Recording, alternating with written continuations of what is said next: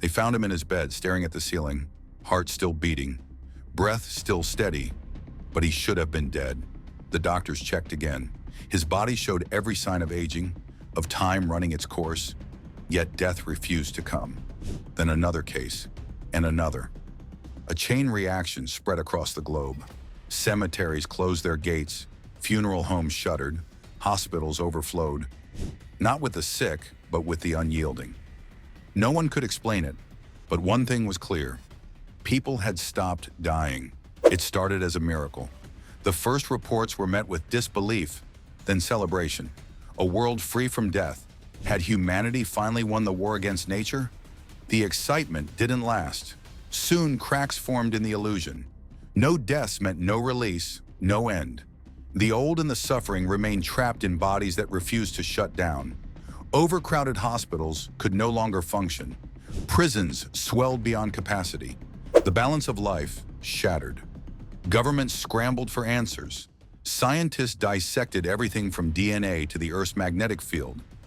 Religious leaders declared it a sign, but a sign of what? Salvation? A curse? Meanwhile, the world's population skyrocketed, growing by over 200,000 people every single day. The planet, already struggling under the weight of billions, faced an unthinkable future. Resources dwindled, food shortages turned into riots, the job market collapsed, and then war. Before, wars ended when soldiers fell. But now, battles raged endlessly. Soldiers who once feared death marched forward with reckless abandon.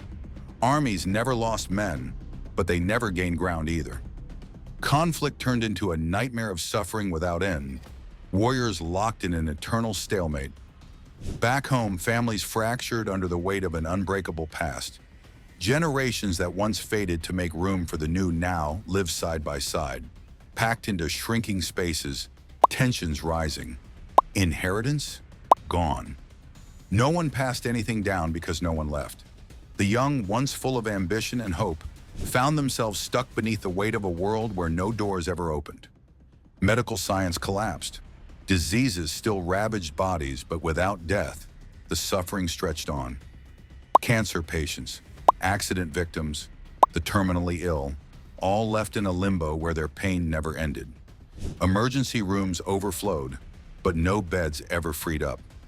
Ethics crumbled. If no one died, what happened to medicine? Would doctors even try to save those in agony if saving meant prolonging the inevitable? And the planet? The planet had no way to recover. Agriculture struggled to keep up. Oceans emptied of fish.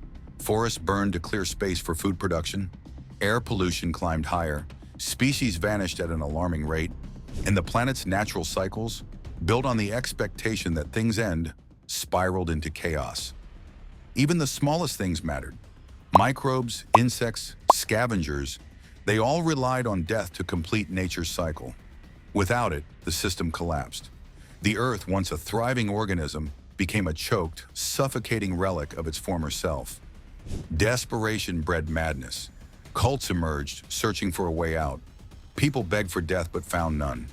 Some turned to violence, hoping, praying, that maybe, just maybe, a bullet or a blade would do what time no longer could. But nothing worked. They healed, again and again, and the horror grew. Then the first person disappeared. Not died, just gone. Vanished without a trace. It was the only answer left. The universe, refusing to be outplayed, had found a loophole. If people could not die, then perhaps they could be removed. One by one, the oldest started disappearing. Then the sick, then the criminals, and the world trembled. Where did they go? No one knew. But the message was clear. Balance would be restored one way or another. Panic set in. Governments collapsed. Religions restructured their beliefs overnight. The fear of death had never been greater, because now it was unknown.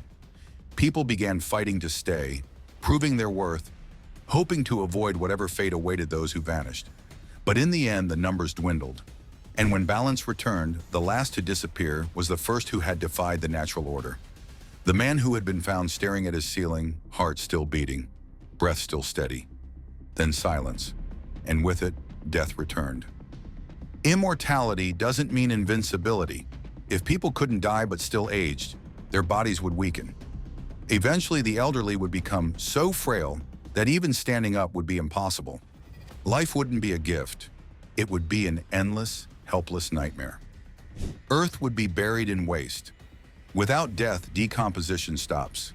Dead skin, shed cells, bacteria, everything that naturally recycles would accumulate, choking the planet in biological waste. The smell alone would turn the world into an unlivable wasteland.